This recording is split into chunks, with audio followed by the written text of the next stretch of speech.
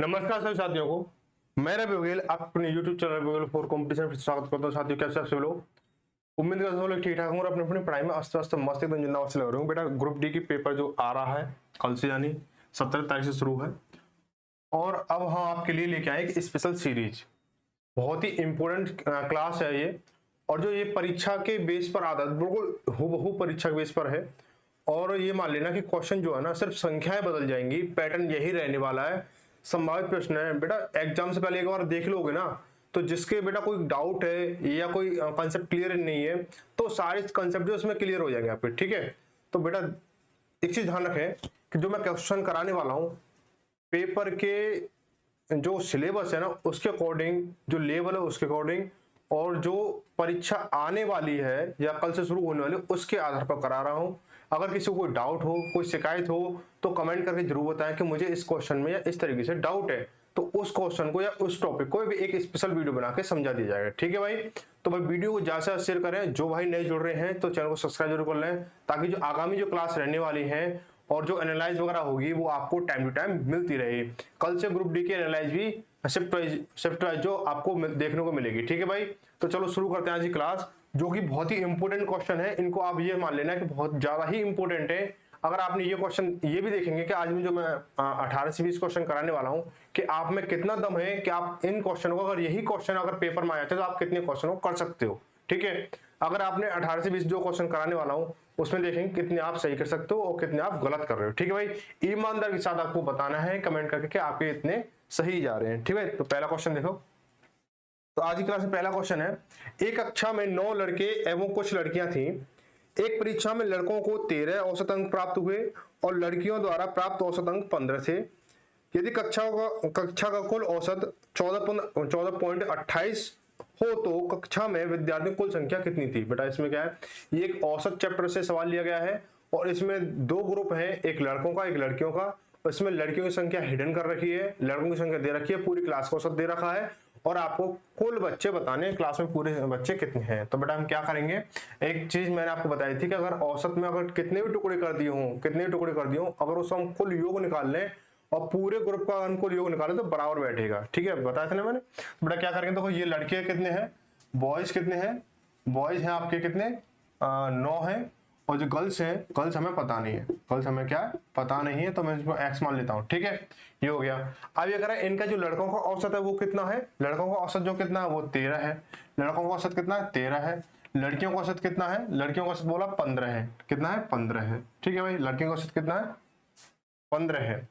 बड़ा, लेकिन यहाँ पे हमें लड़कियों की संख्या नहीं मालूम है, तो हम क्या करेंगे, अब देखा बोला गया पूरी क्लास में तो बेटा लड़के और लड़कियां दोनों आते हैं ना। अगर मैं इनका योग निकाल लूं, इसका योग, लड़कों का योग और लड़कियों का योग अगर मैं निकालूं, ठीक है, तो क्या जाएगा, पूरी क्लास का योग निकल के आ जाएगा हमारे पास ना। तो क्या करेंगे बेटा, जो क्लास है उसका जो क्लास है ना, क्लास उसका योग क्या दे रखा है, क्लास का दे रखा है कितना, क्लास का जो क्लास है उसका औसत कितना दे रखा है, क्लास का औसत कितना दे रखा है 14.28 दे रखा है। ठीक है, अब बेटा क्लास में कितने बच्चे होंगे, बेटा क्लास में देखो लड़के होंगे और लड़कियां होंगी। बेटा लड़के कितने हैं 13 हैं और लड़कियां कितनी हैं x है, तो लड़के 9 हैं और लड़कियां x है। ठीक है, बात है इतनी समझ में। तो हम क्या करने वाले हैं इसको, अगर देखो आप क्या करेंगे, इसको इनका कुल योग निकालो भाई, 9 × 13 प्लस लड़कियों को लियो कितना x into 15, x 15 into x लिख लो चाहे, बराबर किसके हो जाएगा, ये इसके बराबर हो जाएगा कि ये जो दो ग्रुपों को जो बच्चे हैं इनको अगर जोड़ के मैं इससे मल्टीप्लाई कर दूं तो क्या हो जाएगा, इन दोनों के योग के बराबर हो जाएगा। तो 9 प्लस x और इंटू कितना 14.28 इंटू 14.28। बात आई समझ में? ठीक है भाई, बेटा इसको 13 नंबर 117 हो गया, 117 प्लस के इसको 15x हो गया, 15x बराबर इसको इससे मल्टीप्लाई करेंगे कितना बेटा 9 8 72 हाथ से लगी 7, 9 दूनी 18, 18 7 25 हाथ से लगी 2, 9 चौक 36, 36 2 38 हाथ से लगी 3, 9 एकम 9 और 3 12। 2 अंकों के बाद पॉइंट है, 2 अंकों के बाद पॉइंट लगा दो, यानी 128.52 हो गया, 128.52 हो गया। और इंटू इसके साथ करेंगे तो प्लस के 14.28 और x हो गया। ठीक है बेटा, अब मैं x वाली संख्या एक साइड लूंगा और जो अंक करती है जो संख्या है उसको मैं एक साइड ले लूंगा। तो क्या हो जाएगा, तो 15x माइनस के 14.28 x बराबर, बेटा जिस किसी को डाउट हो ना बता देना। अब बेटा ये कितना जगह 128.52 माइनस के 117, ठीक है भाई।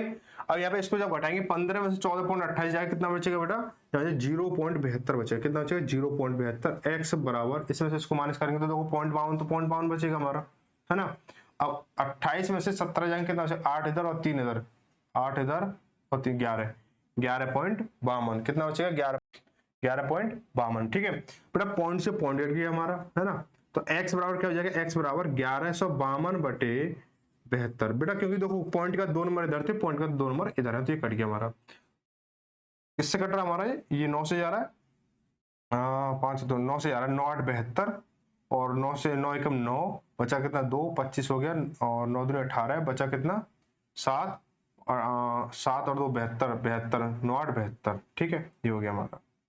8 से काटेंगे तो कितनी बार कटेगा ये, 8 एकम 8, 8 से कट रहा है ये, 8 एकम 8 और बचा कितना 4 और 8 से 48 यानी 16। एक्स बराबर कितना है, यानी जो एक्स बराबर जो लड़कियों की संख्या निकली है वो कितनी निकली है 16। एक्स बराबर कितना निकला 16, एक्स बराबर क्या निकला 16 निकला है बेटा। 16 तो लड़कियां हैं और लड़के कितने 9 है। तो पूछा गया, क्या पूछा गया है, पूछा ये गया है हमें कि कुल क्लास में कुल बच्चे कितने हैं, क्लास में कुल कितने बच्चे हैं, तो 9 तो लड़के थे और 16 लड़कियां, तो 9 प्लस 16 बराबर कितना हो गया 25, कितना हो गया 25 हो गया, ठीक है। इतना आसान क्वेश्चन था, आप इसको बहुत ही आसान तरीके से कर सकते हो। बड़ा ध्यान रखना इस चीज को कि ये बोर्ड परीक्षा बेस पर क्वेश्चन है, इसको आप देखना ना भूलें, ठीक है, सॉल्व करना ना भूलें, एक बार लगाएं जरूर, ठीक है भाई।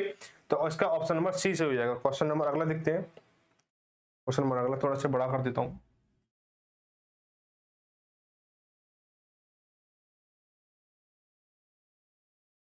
तो ये ना तुम्हारा पाइप टंकी सवाल आ चुका है।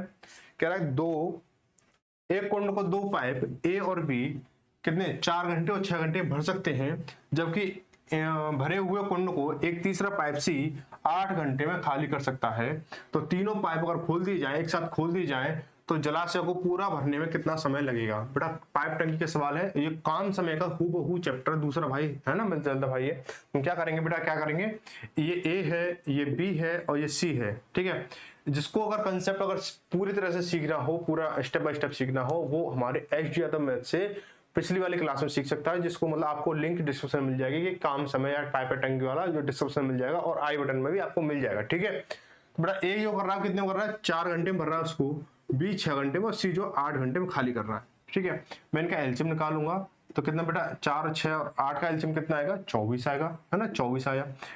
बोला जाए कि आपके पास 24 लड्डू है और आप एक बार में 4 खा सकते हो, तो 24 लड्डू कितने दिन में खाओगे, यानी 6 दिन में खाओगे। या ये क्या हो कि 24 लड्डुओं को 4 दिन में खाते हो, तो एक दिन में कितने लड्डू खा रहे हो 6 खा रहे हो। यहाँ पे ऐसे 4 खाओगे, यहाँ पे ऐसे 3 खाओगे, ठीक है। यानी कहने का क्या मतलब था, यहाँ पे इसको 6 को नीचे लिख लेते हैं, 6 दिख रहा है ना 6। अब देखो ये ए और बी तो भर रहे हैं, ए और बी भर रहे हैं, सी खाली कर रहा है, यानी क्या हो रहा है कि इतना काम तो हो रहा है, इतना काम तो हो रहा है, यानी 10 काम हो रहा है और ये काम घट रहा है, मतलब इसको घटा रहा है, यानी 10 लीटर पानी, एक घंटे में 10 लीटर पानी भरा जा रहा है और 3 लीटर पानी खाली हो रहा है। तो कुल मिला के एक घंटे में कितना पानी भरा जा रहा है, तो -3 कर दो, तो बराबर कितना हो जाएगा 7 लीटर पानी भरा जा रहा है एक घंटे में, कितना 7 लीटर पानी भरा जा रहा है। अब बोला पूरा जो पानी है वो कितने समय में भरा जाएगा, तो पूरा पानी कितना 24 लीटर पानी है, कितना 24 लीटर पानी है, तो बेटा 24 लीटर पानी है और कितने घंटे भरा जा रहा है, तो एक घंटे में कितना भरा जा रहा है 7 जा रहा है, तो 24/7 यही इसका आंसर हो जाएगा। बट आंसर जो आगे बढ़ सकता था, सही बटे में आ सकता था, तो यहाँ पे सही बटे नहीं दे रखा, सीधे सीधे ऑप्शन दे रखे, तो 24/7 ऑप्शन नंबर सी में सही हो जाएगा, ठीक है भाई। आगे देखो ये सवाल दे रखा है सरलीकरण से, बहुत ही अच्छा सवाल है और छोटा भी है, इसको आप आसानी से करें और लगा के देखें ये होगा या नहीं होगा, ठीक है भाई। चलो लगाओ भाई इसे। देखो क्या बोला गया है कि 136 डिवाइड बाई 17 और प्लस के 17 × 13 माइनस 103 माइनस के 85 और दूसरे ब्रैकेट में 62 प्लस के 145 और डिवाइड बाई 23, हमें ये सॉल्व करना है। देखो भाई क्या करेंगे हम इसको, देखो 17 से हम इसको क्या करें, क्या हो रहा है, चलो देखो 17 से हम इसको डिवाइड करेंगे तो कितने बार जाएगा, 17 से हम इसको डिवाइड करें 136 को तो 17 अट्ठे 136 हो जाएगा, तो 8 तो ये हो जाएगा हमारा 8 ना, पहले ब्रैकेट का हम सॉल्व करेंगे तो 8 आया हमारा, और प्लस दूसरा ब्रैकेट सॉल्व करेंगे तो 13 सत्ते 91, 13 सत्ते 91 हासिल लगी 9, 13 सत्ते 91 हासिल लगी 9, और 13 कम 13 9 22, ये हो गया हमारा, है ना। माइनस लगा हुआ माइनस लगा लो, 103 में से 85 जाएंगे कितने बचेंगे बेटा, 15 इधर और 3 इधर, यानी कितने बचेंगे 18 बचेंगे, कितना 18, यानी 18 और इनटू इनटू कितना 62 और 145, 62 145 को जोड़ेंगे कितना आ जाएगा, 2 और 5 7 और 6 4 10 हासिल लगी 1 और 1 और 1 2 हो गया हमारा, ठीक है इतना आएगा ना। और ये क्या हो जाएगा डिवाइड बाई 23 हो गया हमारा, ठीक है 23 हो गया हमारा। बटा इससे जाएगा कितनी बार, इससे जाएगा तुम्हारा ये 9 बार जाएगा, 18 नंबर 162 हो गया, 162 हो गया, ठीक है ये इतना, इसको जोड़ेंगे कितना हो जाएगा बेटा 8 और ये 229, 221 और 8 229 हो गया।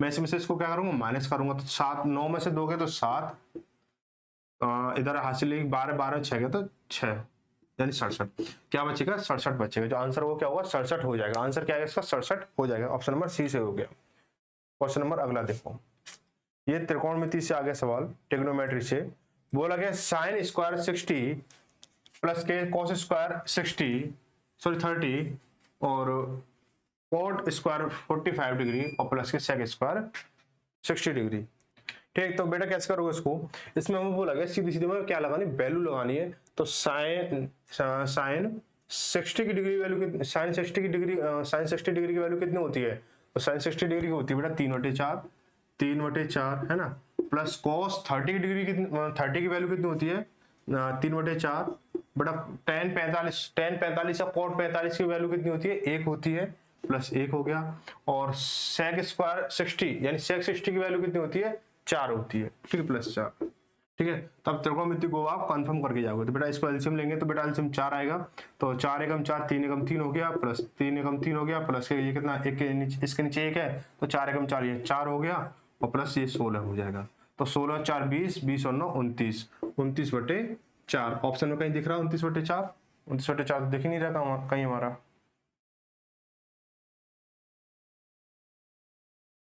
कट रहा है क्या 6 4 10 26, तो यहाँ पे 26/4 आएगा, 26/4 क्या है, 2 से काटेंगे 2 बार, 2 से काटेंगे 13 बार, तो कितना होगा 13/2, 13/2 कहीं है ऑप्शन नंबर ए में है 13/2, ठीक है भाई। आगे बढ़ते हैं अगला सवाल, ये वो लगे देखो 5वां सवाल क्या कह रहा है, कितने इजी से सवाल है, इसको आप कर सकते हो क्या बताना जरूर, ठीक है।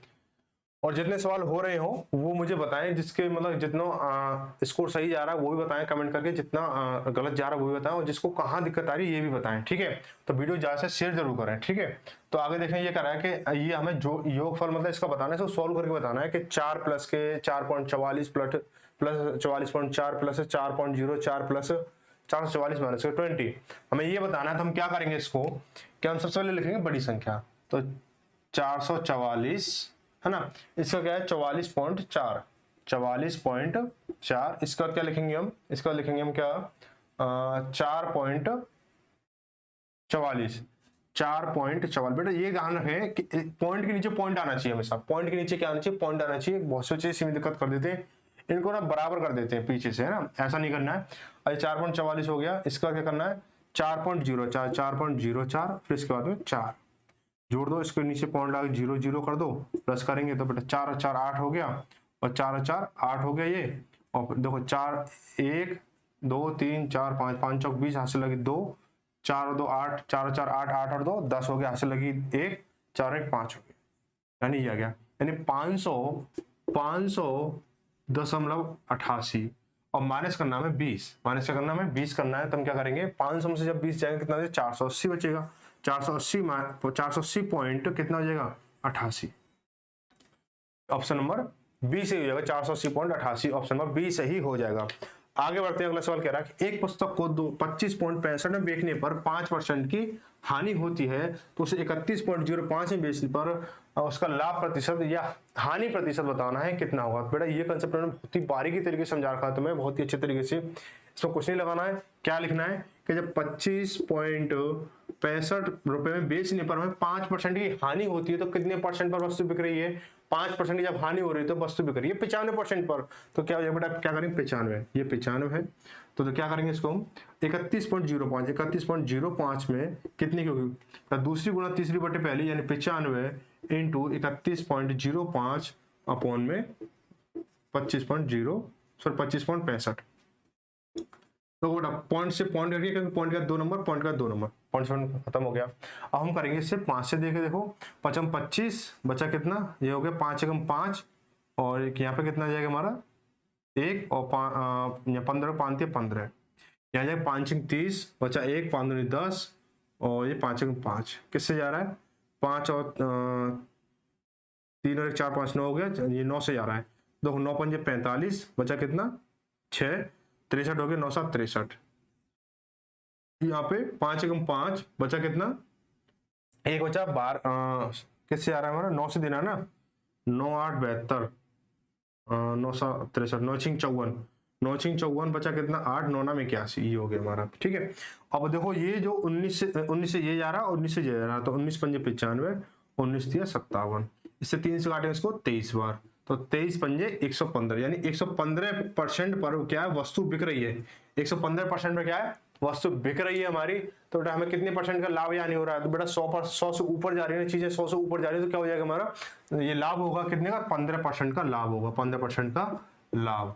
ऑप्शन नंबर क्या हो जाएगा हमारा, ऑप्शन नंबर क्या सही होगा हमारा, ऑप्शन नंबर डी सही हो जाएगा, ऑप्शन नंबर डी सही हो जाएगा। अगला क्वेश्चन देखो, ये बोला गया इसको बेटा कौन करेगा, और ये ना ये क्वेश्चन के लिए एक ऑप्शन है कि बिना कॉपी पेन करना, ये सवाल बिना कॉपी पेन के लिए करना है ये सवाल, तो कैसे करोगे आप, आपसे बोला है बिना कॉपी पेन के करोगे तो कैसे करोगे सवाल को, बहुत ही आसान है, बहुत ही इजी है, बस थोड़ा सा देखना है, नजर से नजर मिलानी है, और क्या उसका काम तमाम करना है। ठीक है, तो हम क्या करेंगे इसको, देखो ये बोला गया कि 0.98 का क्यूब प्लस के 0.02 का क्यूब प्लस 3 इंटू 0.98 इंटू 0.02 ये दे रखा है। बेटा ये क्या है, देखो a cube plus b cube plus 3ab दे रखा है, तो क्या हो जाएगा बेटा इसको हम क्या कर सकते हैं, इसको क्या कर सकते हैं बेटा, ये जब दे रखा है तो क्या बन जाएगा हमारा a प्लस बी का होल क्यूब बन जाएगा, a प्लस बी का होल क्यूब बन जाएगा, क्या बन जाएगा a प्लस बी का होल क्यूब बन गया हमारा ना, बना नहीं बना, ठीक है बन गया हमारा।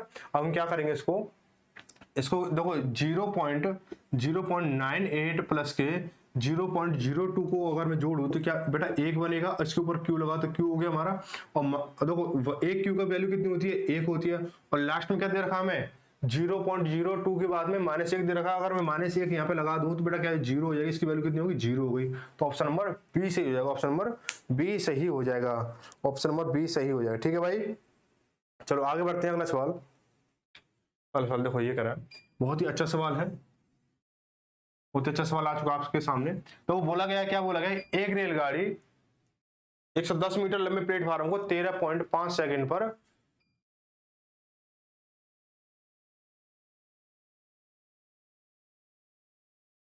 चलो देखो बेटा क्लास चल जाए तो कुछ दिक्कत आ रही है, चलो जब तक करते क्लास को चलो इसको बंद कर देता हूँ। एक रेलगाड़ी 110 मीटर लंबे प्लेटफार्म को 13.5 सेकंड में और 205 मीटर लंबे प्लेटफार्म को 18.25 सेकंड में पार कर जाती है, तो रेलगाड़ी की गति क्या थी। तो इसमें हमें यह ध्यान रखना है कि ना तो हमें इसमें रेलगाड़ी की मतलब लंबाई दे रखी है, ना प्लेटफार्म की लंबाई दे रखी है, तो हम निकालें कैसे, बेटा हम निकालें कैसे नहीं, सीधे सीधे ये देखो जो दूरी दे रखी है उसका अंतर अपॉन में जो समय दे रखा उसका अंतर निकाल लो, वहीं पर क्या तुम्हारा खेल हो जाएगा। बेटा देखो क्या दे रखा है 205 माइनस के 110 बटे में कितना 18.25 माइनस के कितना 13.5, इसमें से उसको घटाओगे कितना 95 बचेगा, इसमें से उसको घटाओगे कितना बचेगा ऐसे कर लो 18.25 और 0.5 और ये 13, यहाँ 5 आ जाएगा, 12 में 5 के 7 बचेगा, यहाँ पे कितना 7 हो, इसमें ये 4.75 हो गया हमारा। ठीक है 4.75 हो गया। हम क्या करेंगे इसको यहाँ से पॉइंट हटाएंगे, 2 जीरो बढ़ जाएंगे हमारी। ठीक है अब 5 से काटेंगे इसको कितनी बार, 5 से काटेंगे इसको कितनी बार, 5 से कितनी बार काटेगा ये 5 9 45 बचा कितना 1 बचा कितना 2 बचा ना, और 5 25 और 5 से काटेंगे इसको 1900 ठीक है, 19 से कम 19, 19 से कम 19 और 19 पंजे 95 यानी 100/5 हो गया। और बेटा 5 से काटे इसको 20 बार यानी 20 मीटर पर सेकंड इसकी चाल आ गई। 20 मीटर पर सेकंड क्या होगी, इसकी चाल आ गई। अब बेटा हमें क्या बताना है, किलोमीटर प्रति घंटे में बताना है। क्या बताना है, किलोमीटर प्रति घंटे में बताना है चाल को। हम क्या करेंगे, किलोमीटर प्रति घंटे के लिए 20 × 18/5 कर देंगे। 5 चौक 20 और 18 चौक 72 यानी 72 किलोमीटर प्रति घंटे की चाल आ गई। उसकी क्या आ गई, 72 किलोमीटर प्रति घंटे की चाल आ गई। आगे बढ़ते हैं, अगला सवाल ये बोला गया है कि एक कार 2/3/4 लीटर में 44 किलोमीटर चलती है तो 1 लीटर में कितना चलेगी। बहुत ही शानदार सवाल है। तो बेटा 2/3/4 को हम कन्वर्ट करेंगे साधारण भिन्न में। बेटा 2/3/4 यानी 4 दूनी 8 और 3 11। बेटा 11/4 11/4 लीटर चल रही है 44 लीटर। तो बेटा 1 लीटर में दूसरी गुणा तीसरी बटे पहले लगाओ तो 44 × 1/11 और ये पंजा ऊपर 4। बेटा थोड़ा सा स्पीड से कर लेते हैं क्योंकि जो हमारी लाइट है ना वो इन्वर्टर थोड़ा बीप दे रहा है, तो कहीं ऐसा ना हो बरसात का मौसम है फिर लाइट भी है नहीं है और ये भी चला जाए। तो ठीक है, 11 चौक 44 और 4 चौक 16 यानी 16 हो गया। ठीक है, 16 किलोमीटर चलेगी। कितना चलेगी, 16 किलोमीटर चलेगी। ऑप्शन नंबर डी सही हो जाएगा। ठीक है भाई, आगे बढ़ते हैं, अगला सवाल ये बोला निम्नलिखित में से दशमलव संख्याओं को आरोही क्रम में रखने पर कौन सी दशमलव संख्या मध्य में होनी चाहिए। बेटा दशमलव संख्या को हमें क्या है, आरोही क्रम में यानी बढ़ते हुए क्रम में रखना है। और बढ़ते हुए क्रम में रखोगे तो क्या हो जाएगा, उसमें मध्य वाली संख्या बतानी, बीच में सबसे बीच में कौन सी संख्या है। तो बेटा देखेंगे कि सबसे छोटी संख्या कौन सी है। बेटा सबसे छोटी संख्या जो दे रखी है वो दे रखी है दी गई संख्याओं में 0.658 दे रखी है। इसका इससे बड़ी संख्या कौन सी है, 0.8 है। 0.8 इससे बड़ी संख्या कौन सी है, इससे बड़ी संख्या कौन सी है भाई, इससे बड़ी संख्या है आपकी 5.74 है, 5.74 है। इससे बड़ी संख्या कौन सी है, इससे बड़ी संख्या 6.03। इससे बड़ी संख्या कौन सी है, 7.2। बेटा देखो कितनी संख्या कितनी है, 1 2 3 4 5। मध्य में पूछा ना, एक आगे से काटो एक पीछे से, एक आगे से एक पीछे से। बेटा क्या बचा, ये बचा। ठीक, मध्य में तो 5.74 यानी डी, ऑप्शन डी सही हो जाएगा। ठीक है भाई, आगे बढ़ते हैं, अगला सवाल ये कह रहा है कि यदि 686 को 4 भागों में विभाजित किया जाता है जिनके अनुपात 1/2 2/3 और 3:4 दे रखा है तो पहला भाग क्या होगा। बेटा इस तरह के सवाल के लिए क्या करते हैं, इसको जितना जो अनुपात बटे में दे रखे होते हैं उनके हम क्या निकाल देते हैं, भिन्न सॉल्व कर लेते हैं। तो बेटा जैसे कैसे, 1/2 अनुपात 3/2/3 2/3 अनुपात 3:4 दे रखा है। बेटा इसको सॉल्व करेंगे तो कितना, देखो एलसीएम कितना का 6 आ जाएगा हमारा। 2 3 6 3 एकम 3 हो गया। अनुपात 3 दूनी 6 और 2 चौक 2 दूनी 4 हो जाएगा हमारा। अनुपात यहाँ इसके नीचे 1 इसके नीचे 1 तो 6 3 18 और 6 चौक 24 हो गया। ठीक है, इनका अगर योग करें कितना हो जाएगा, इनको अगर योग करें बेटा कितना होगा, 18 और 24 32 42 42 और 6 कितना होगा, 42 से 48 ना, 48 आएगा ना, 48 ये कितना, 3 और 4 7 7 और 18 25 25 और 24 49 यहाँ 49 हो गया, 49। ठीक है, यही मैं सोच रहा था कहाँ मतलब कोई ऐसा लग रहा है। बेटा ये 49 तो अनुपात ही हो गया। बेटा पूछा गया पहला भाग, बेटा पहला भाग क्या हमारा 3 है तो 3 लिख दो यहाँ पे, इंटू जो कुल जो वैल्यू है वो कितनी 686 इंटू 686 कर दो। बेटा इससे काटोगे 7 से काटोगे 7 बार और 7 से काटोगे 7 9 63 बचा कितना 5 होता 56 हो गया, 7 8 56 हो गया, ये हो गया। फिर इससे काटोगे इससे 7 से काटोगे 7 एकम 7 बचा कितना 2 और 28 7 चौक 28 14 7 98 यानी 14 3 42। जो पहला भाग है वो कितना 42 होगा। कितना होगा पहला भाग, कितना होगा 42 होगा। ठीक है भाई, आगे बढ़ते हैं, अगला सवाल क्वेश्चन नंबर 12 देख रहा है। आज तो भाई सब लोग साथ छोड़ रहे हैं, क्या बात है। क्वेश्चन नंबर 12 जो दे रखा वो कैसा था, सरलीकरण का दे रखा, बहुत ही अच्छा सवाल है। आप ये देखें, इसको बताना कि क्या आपका आंसर सही आ रहा है या नहीं आ रहा है। ठीक है, बार वाला क्वेश्चन है तो क्या करेंगे, तो सबसे पहले क्या करेंगे हम बार को सॉल्व करेंगे। तो बार को सॉल्व करके आएगा 22 माइनस के बड़ा कोष्टक 23 माइनस मझला कोष्टक 24 माइनस के 27 ब्रैकेट में नहीं। बड़ा देखो 25 में से अगर -30 करें तो माइनस का 30 बचेगा और -30 देखो ये जो इसका मतलब क्या है ना, इसका जो 25 जो बार लगा हुआ 25 जो बार लगा -30 और ये जो लगा ये माइनस। बेटा इससे हमें सिर्फ इतना सॉल्व करना है, इतना सॉल्व करना है। तो बेटा क्या माइनस के 5 आएगा और -5 इंटू माइनस कितना प्लस के 5 हो जाएगा। ठीक है, माता ही समझ में, ये इसको यहाँ तक हो गया। ठीक है भाई, आगे बढ़े, इसको आगे बढ़ते देखो बेटा क्या हो जाएगा इसका। बेटा इसको सॉल्व करेंगे कितना 32 हो गया और 32 माइनस ये माइनस हो जाएगा और 24 में से -24 में से जब -32 करेंगे 24 से -32 करेंगे कितना हो जाएगा -8 बचेगा और माइनस का 8 इधर क्या क्या बन के आएगा, प्लस का 8 बन गया, तो माइनस का देखो प्लस का 8 हो जाएगा, तो 31 हो गया हमारा, क्या हो गया 31 हो गया। तो बेटा यहाँ पे क्या बचेगा, पूरे के फॉर्मूले के पूरी जो ब्रैकेट है उसकी वैल्यू कितनी 31 आ गई, तो 22 माइनस के 31, ठीक है, बराबर कितना माइनस के 9 हो गया, बराबर कितना माइनस के 9 हो गया, ठीक है भाई। तो ऑप्शन नंबर ए सही हो जाएगा, ऑप्शन नंबर ए सही हो जाएगा, ठीक है भाई।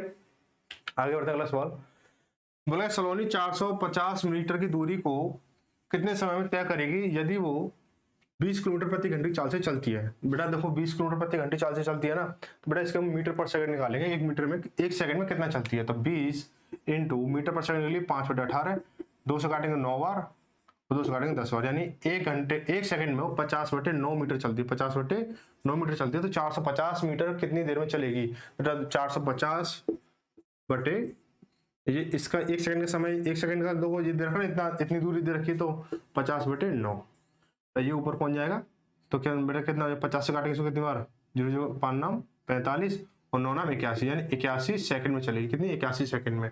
ऑप्शन नंबर बी सही हो जाएगा, ऑप्शन नंबर बी सही हो जाएगा। आगे बढ़ते हैं, ये अगर अनुपात 75/125 को सरलतम रूप में व्यक्त किया, बेटा 75/125 को सरलतम रूप में कैसे करना है, 75/125 को बेटा देखो 75 अनुपात किससे जा रहा है हमारा, जा रहा 25 से, 25 से 75, 25 5 125, सरलतम रूप हो गया, ठीक है, सरलतम रूप हो गया, ऑप्शन नंबर सी।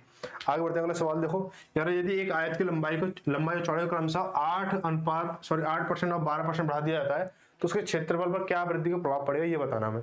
बेटा क्या होगा, देखो 8 क्या बढ़ाया, 8 बढ़ाया है प्लस के 12 प्लस 8 इंटू 12, ये सवाल था ना एचडीआर, तो मैंने कराया था इस तरह का सवाल, अपॉन में 100, बेटा काटेंगे 4 × 12 और 4 से काटेंगे 25 और 8 × 24, यानी 12 8 20 हो गया, 20 प्लस के 8 × 24 24/25, ठीक है बेटा। बेटा 20 के साथ में कुछ पॉइंटों में आएगा, देखो 20 के साथ कुछ पॉइंटों में आ रहा है कहीं, आ रहा है ऑप्शन ए में आ रहा है, ऑप्शन ए में आ रहा है 20 के साथ पॉइंट 20.96, तो ये क्या है इसका आंसर हो जाएगा, ठीक है। अगर पॉइंटों में अगर एक और संख्या होती 20 के साथ पॉइंट कुछ और होता, तो हम यहाँ पे इसको पूरा वेरीफाई करते, तो इस चीज ध्यान रखें, पेपर में अगर आपके साथ में पॉइंटों में कुछ संख्या बन के आ रही है, पॉइंटों में अकेली संख्या है, तो वही उसका आंसर होगा, ज्यादा तिगड़मबाजी ना करें वहां पे, ठीक है, ज्यादा मतलब कॉन्फिडेंस में ना आए, ओवर कॉन्फिडेंस, ठीक है। ये कह रहा है कि 50,000 की धनराशि को 12% वार्षिक ब्याज की दर से 6 माह के लिए चक्रवृद्धि ब्याज पर चक्रवृद्धि ब्याज क्या होगा, जबकि जो उसकी जो ब्याज है वो क्या ब्याज प्रति तिमाही दे है, तिमाही दे है, तो बेटा जब छमाही होती है तो ब्याज दर क्या होती है, आधी हो जाती है, जब तिमाही दे होती है तो मतलब 14 हिस्सा हो जाता है उसका, 1/4 हो जाती है बेटा। तो क्या करेंगे इसको, देखो जो आर है वो कितना है 12% है, 12% के हिसाब से कितना हो जाएगा, ये हो जाएगा बेटा इसका कितना 1/4 करेंगे, तो 1/4 कितना 12 का 1/4 करेंगे कितना हो जाएगा 3 हो जाएगा हमारा, 3 ना 3।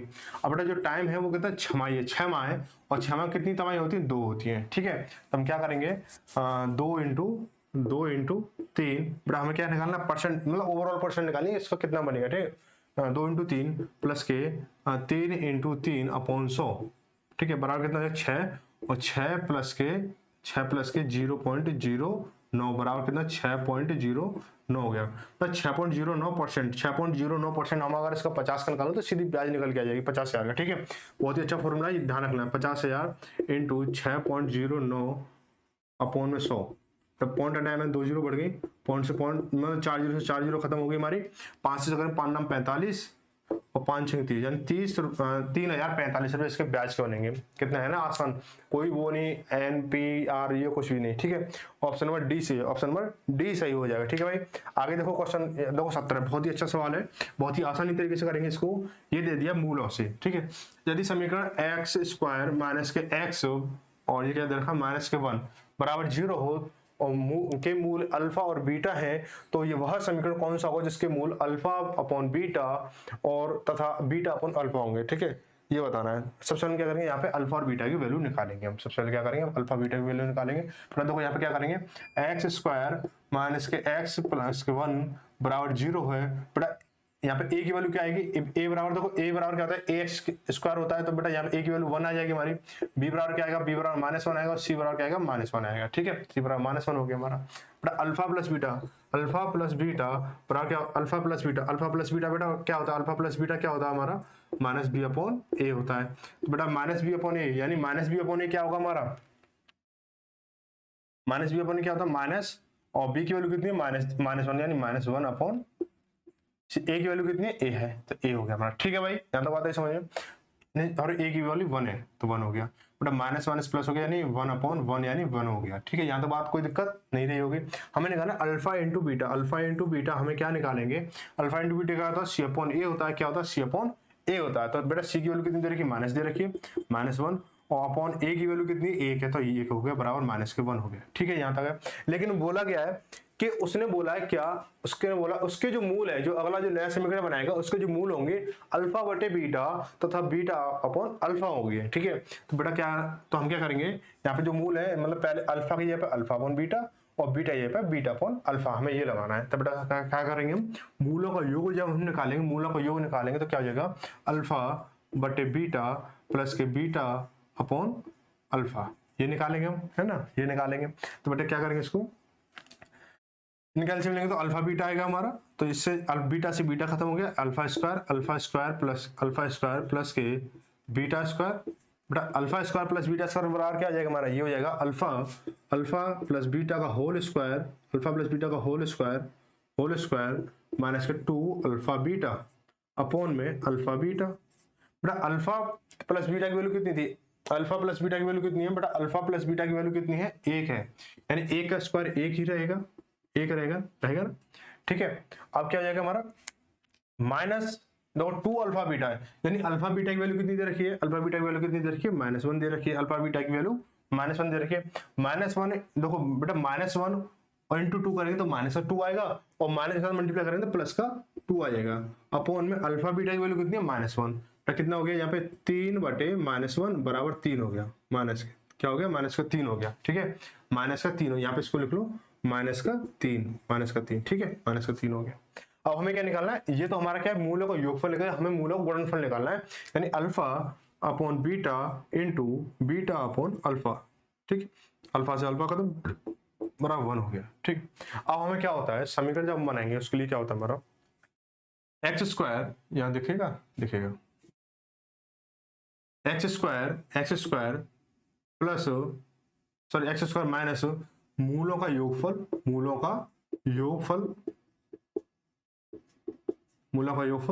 और या फिर ऐसे लिख सकते हो, इसको थोड़ा लंबा लिखा जाएगा ना, ऐसे लिख लो, अल्फा प्लस बीटा की यहाँ पे क्या था हमारा, अल्फा प्लस बीटा यहाँ पे हमारा ये था ना, तो अल्फा बटे बीटा प्लस के बीटा अपॉन अल्फा, ठीक है, प्लस अल्फा, ये था हमारा अल्फा बीटा, ये वाला ना, ये वाला, तो alpha upon beta into beta upon alpha बराबर 0।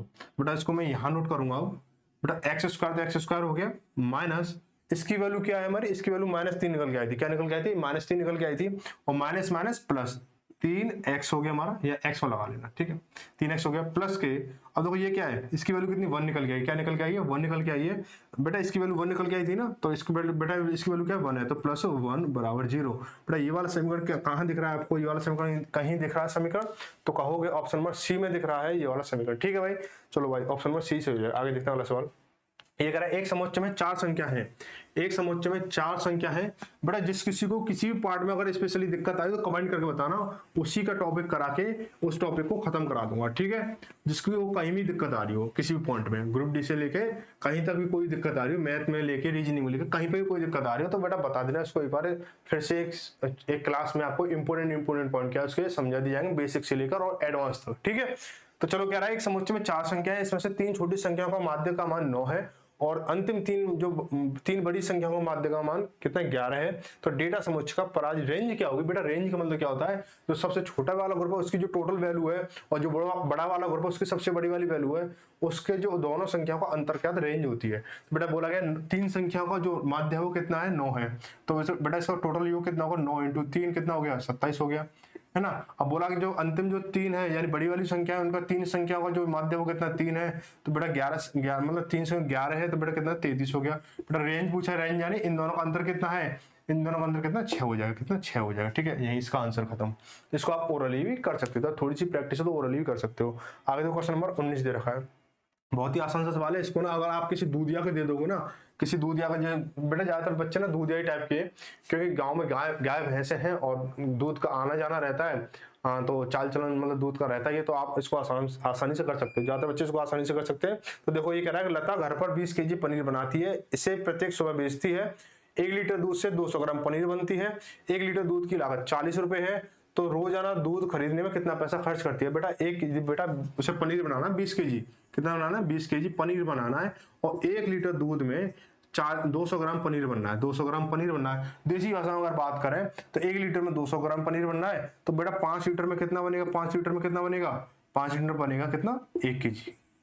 ठीक है, 1 केजी बेटा 1 किलो 5 लीटर बनना है, तो 20 किलो कितने बनेगा? यानी इंटू 20 यहाँ पे करोगे तो इंटू 20 यहाँ पे कर दो, बेटा कितना? 1 कुंटल दूध में 1 कुंटल दूध या 100 लीटर दूध, जो भी कुछ भी कह सकते हो बेटा। 1 लीटर दूध की जो वैल्यू कितनी है? 40 है बेटा। 1 लीटर कितना? 40 का है, तो 100 लीटर कितने का हो जाएगा? 100 लीटर में बेटा 40, बेटा 2 जीरो इसके पीछे चिपके, 2 जीरो इसके पीछे चिपका दो, यानी 4000 रुपए का हो जाएगा।